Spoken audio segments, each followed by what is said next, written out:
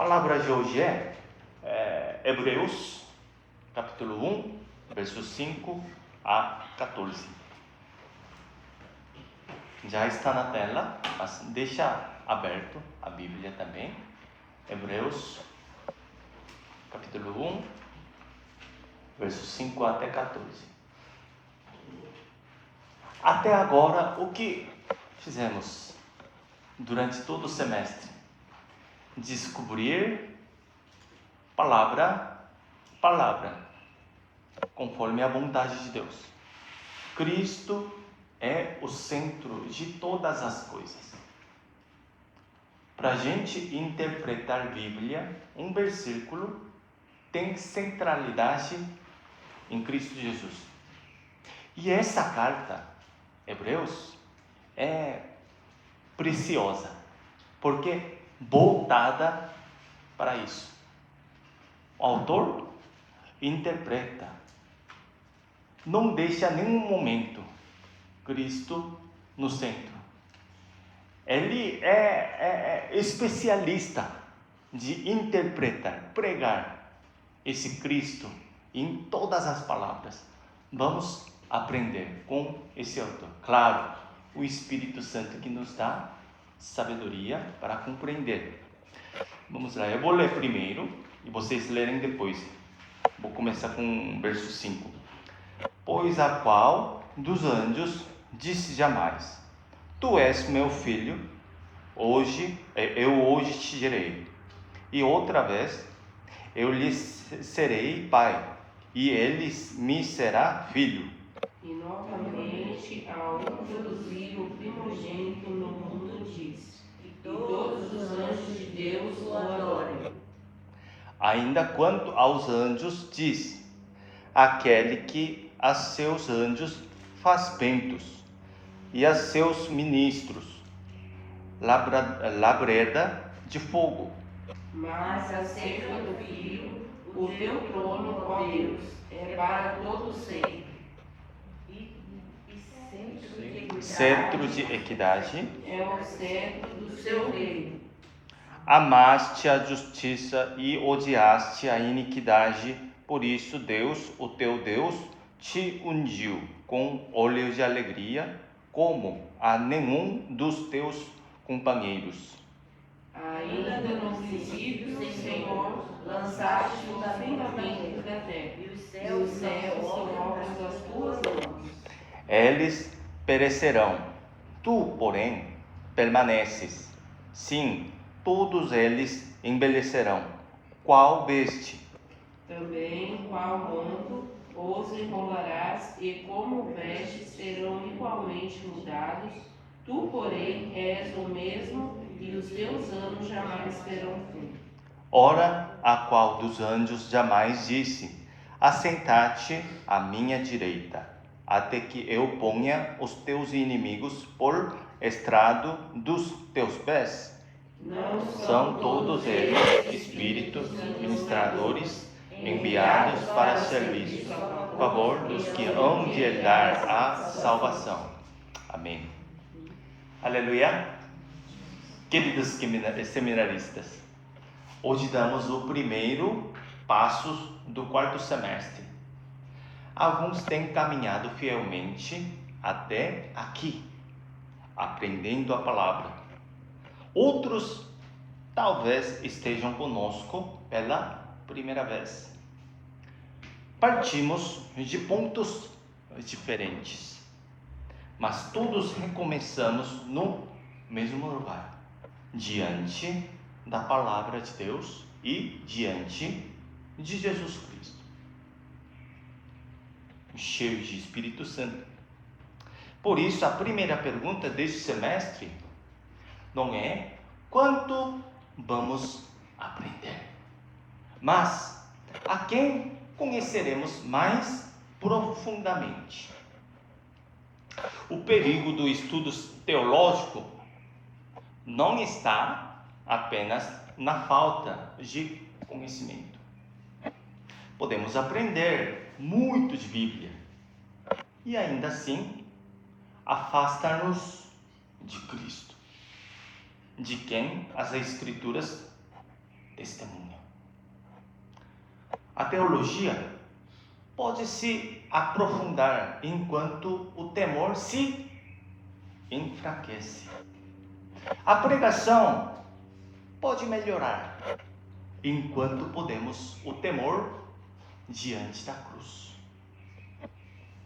Portanto, tanto quem já vem estudando, quanto quem começa hoje, precisa responder a mesma pergunta: Jesus é realmente suficiente para mim, para minha família, para minha igreja?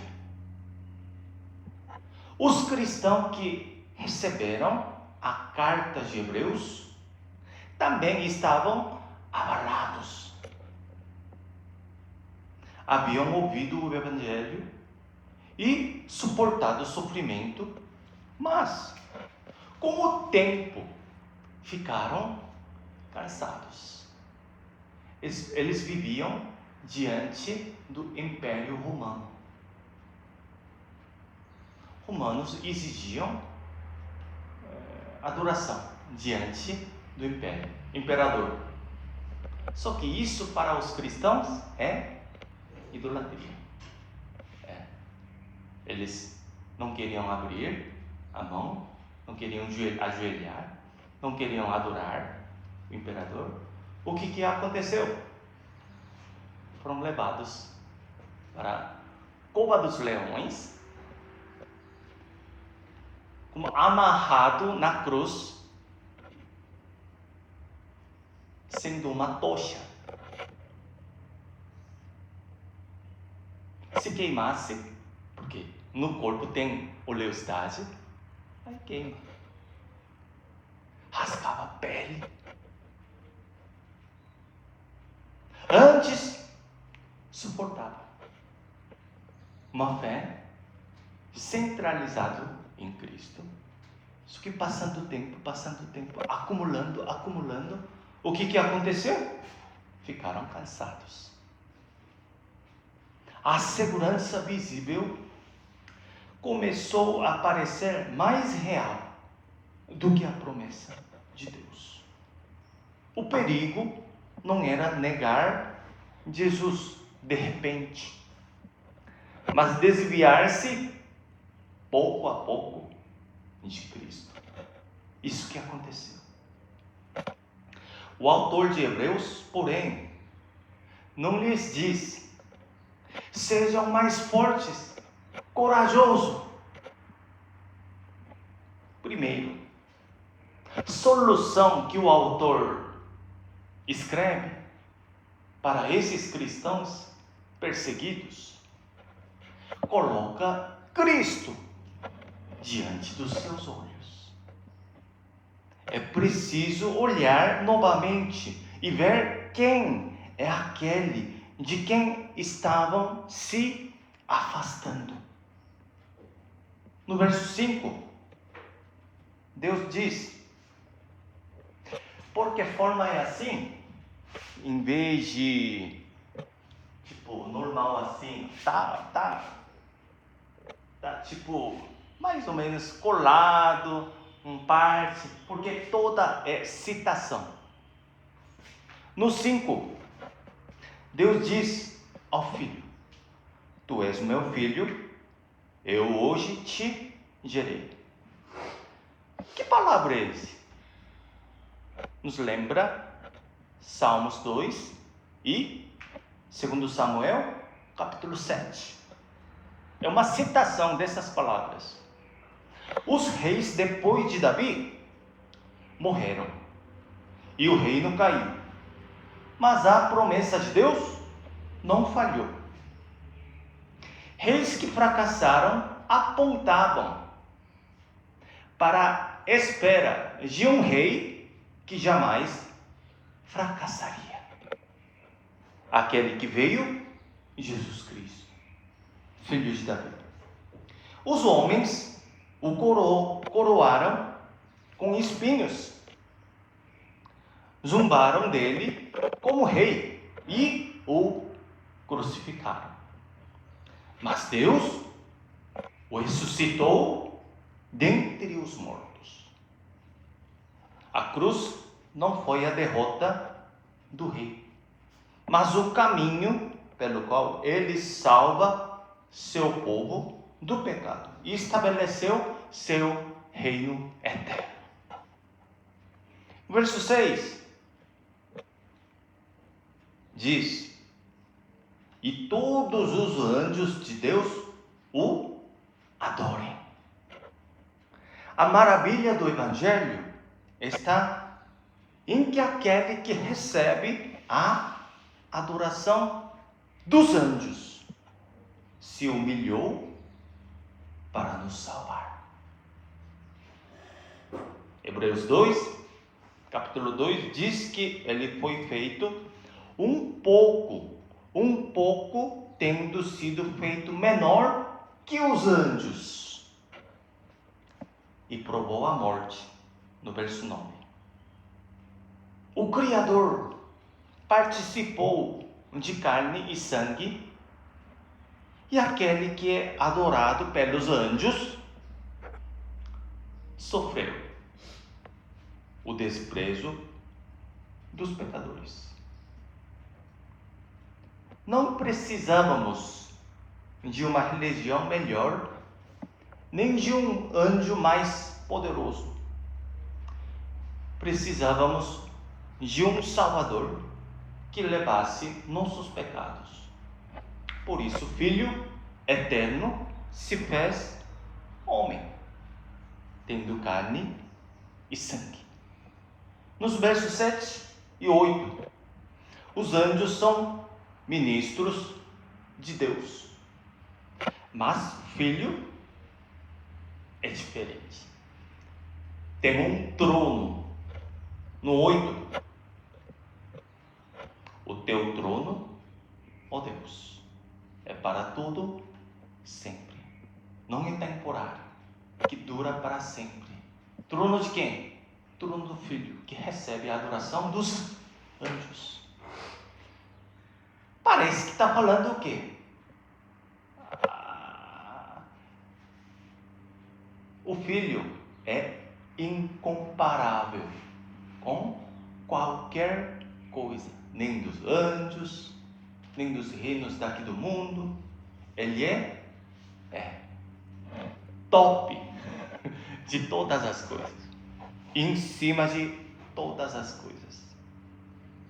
Nós vacilamos, nossa fé vacila, os estudos nem sempre vão como esperamos, e o fruto do ministério pode parecer incerto, mas o trono de Cristo não vacila conosco. Cristo não é rei somente quando estamos fortes, mesmo quando estamos cansados, desanimados, ele continua sendo rei, rei dos reis, que governa todo o universo. A partir do verso 10, as palavras do Salmo 102, citado, dirigida ao Deus Criador, e são aplicados ao Filho. No 10, no princípio, Senhor, lançaste os fundamentos da terra. Quem fez isso? É Deus. Mas o autor está escrevendo tudo isso. Quem fez? O Filho, que é Jesus Cristo, nosso Salvador. Jesus não é uma criatura apenas superior aos anjos. Ele é o Criador. Enquanto toda a criação envelhece como uma veste, o texto declara no 12: tu, porém, és o mesmo, e os teus anos jamais terão fim. Queridos seminaristas, aquilo a que desejamos nos apegar também envelhece. Notas, diplomas, posições, honra, avaliações sobre nossa pregação e realizações no ministério não são eternos. Hoje estava lavando meu rosto, eu vi no espelho, nossa, que velho. Cada vez mais envelhecendo. Outros brasileiros, meus amigos, falam, nossa, coreanos não envelhecem, né? Não, envelhece sim. Gente, podemos estudar a palavra e perder Cristo, o Senhor da palavra. Podemos servir a Cristo e acabar amando mais o ministro do que o próprio Cristo. No fundo da incredulidade está sempre o mesmo pensamento. Cristo por si só não é suficiente. Precisamos fazer isso a mais. Precisamos acrescentar a mais isso que pensamos normalmente, tendo esse Jesus Cristo que dura para sempre, não envelhece, é eterno. Por isso que o estudo deste semestre não nos torne mais orgulhosos. Quanto mais aprendermos, mais humilde devemos ser. Quanto mais profundamente conhecermos as Escrituras, mais maravilhosa deve se tornar a cruz. Quanto mais profunda for nossa teologia, mais precioso deve se tornar o nome de Jesus Cristo. Esse é o verdadeiro fruto do estudo teológico. A razão exata, única, que Deus nos trouxe hoje até aqui. No verso 13, o texto chega ao seu clímax. Assentar-te à minha direita. Deus falou para quem? Não para os anjos, nem qualquer superiores. Foi para Jesus Cristo, que na cruz parecia derrotado, ressuscitou e se assentou à direita de Deus. Hebreus 1:3 diz que ele se assentou depois de fazer a purificação dos pecadores. Os antigos sacerdotes precisavam repetir os sacrifícios, mas Cristo, sabemos muito bem, ofereceu a si mesmo uma vez por todos. Ele recebeu o juízo que nós merecíamos. Seu sangue purificou o pecado que não podíamos remover, e por seu próprio corpo abriu o caminho para nós até Deus. Lembre os sacerdotes que repetiam sacrifício e oferta, e quando momento de servir, sempre fica levantada, certo? Mas nosso Cristo, sendo sumo sacerdote, que serve templo celestial, como o estado dele é levantado, sentado no trono direito de Deus. E Cristo, que morreu, ressuscitou. A ressurreição é a declaração de Deus de que o sacrifício da cruz não fracassou, e o início da nova criação, na qual o poder da morte foi vencido. Portanto, aquele que agora está assentado à direita de Deus é rei, que traz em suas mãos as marcas dos cravos. O rei que morreu por nós, vive, intercede por nós. Hebreus 7:25 fala: vivendo sempre para interceder por eles. E se eles são nós, igreja. Essa é a nossa esperança, gente. Nossa salvação não começou na cruz para depois ser entregue à nossa capacidade. Cristo, que nos salvou, continua nos sustentando. Nossa fé pode enfraquecer, mas nosso intercessor não morre.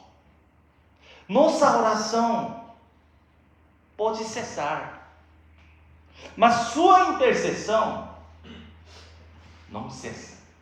Por isso, quando o estudo for difícil e suas limitações trouxerem desânimo, não tente apenas se tornar mais forte. Como o autor nos lidera, conforme a vontade de Deus. O método é isso, a resposta é isso.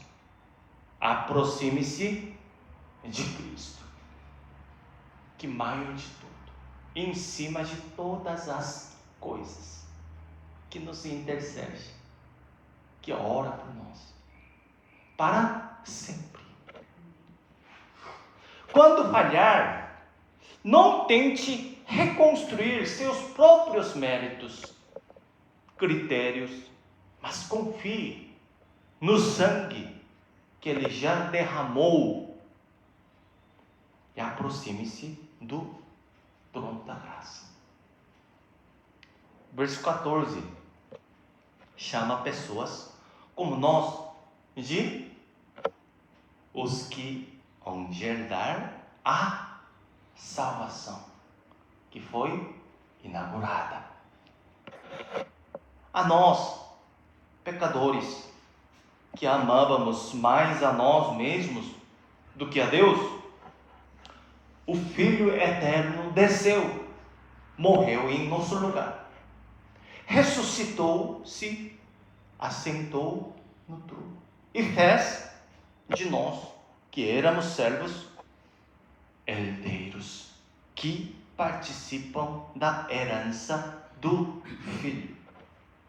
Essa é a tão grande salvação de que Hebreus fala. Por isso, capítulo 2 começa dizendo: por estas razões importa que nos apeguemos com mais firmeza às verdades ouvidas, para que delas jamais nos desviemos. Não é porque a salvação de Cristo seja insuficiente que não existe outro caminho. É porque sua salvação é perfeita, que nenhum outro caminho é necessário. Cristo basta em qualquer coisa. Queridos amados em Cristo, quer estamos começando hoje esta caminhada, quer tenhamos chegado até aqui depois de vários semestres, todos precisamos de mesma coisa. Estudar teologia não é um processo de superar Cristo. Quanto mais aprendemos, mais devemos reconhecer quanto precisamos dele. Conhecê-lo mais profundamente, amá-lo e anunciá-lo. Por isso, estudemos com dedicação neste semestre, mas não para nos colocarmos acima dos outros. Lembre, o Rei eterno, desceu para servir. Ele lavou os pés dos discípulos. Aquele que lavavam os pés era servo. Para nos salvar, Jesus, o Rei eterno, se humilhou. Desceu, não aqui na terra, desceu até na morte. Esse caminho que Jesus nos mostrou é o caminho que devemos andar nesse semestre e toda a nossa vida.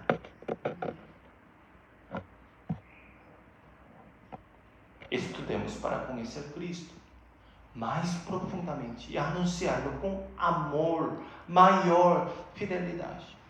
Antes de sermos bons pregadores, sejamos pessoas que vivem pelo Evangelho. Aproximemo-nos primeiro do trono da graça que ensinaremos.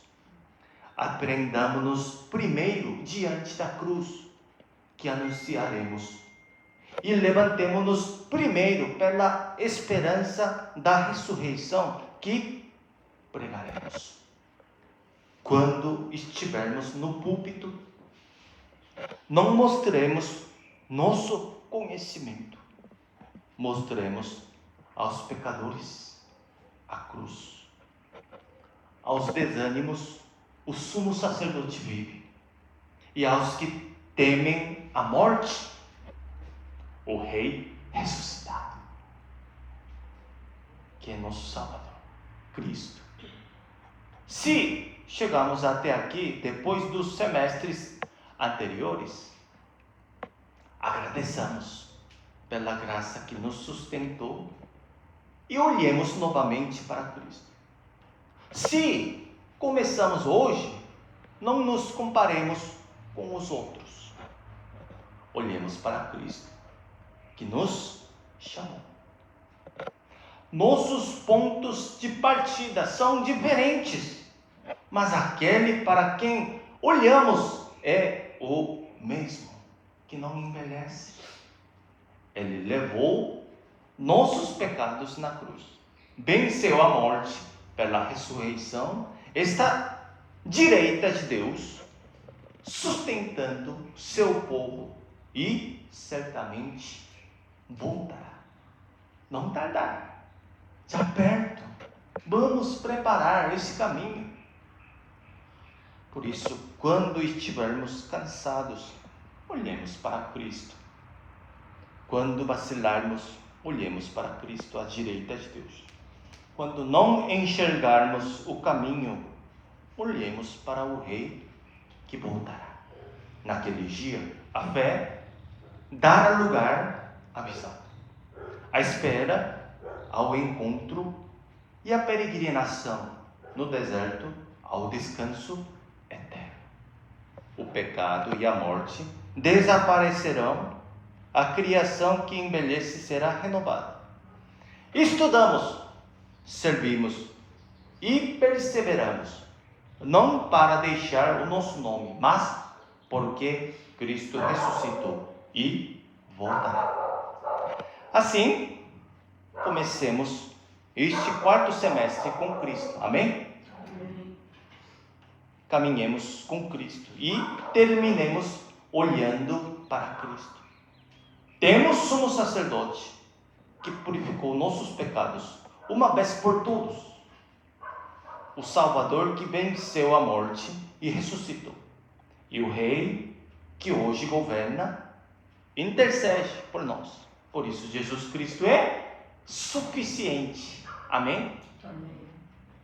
Que aprendamos por sua graça, nos levantemos pela vida da sua ressurreição e o anunciaremos fielmente. Em nome de Jesus Cristo. Amém? Vamos orar. Senhor nosso Deus Pai, nós te agradecemos porque nos deste teu Filho.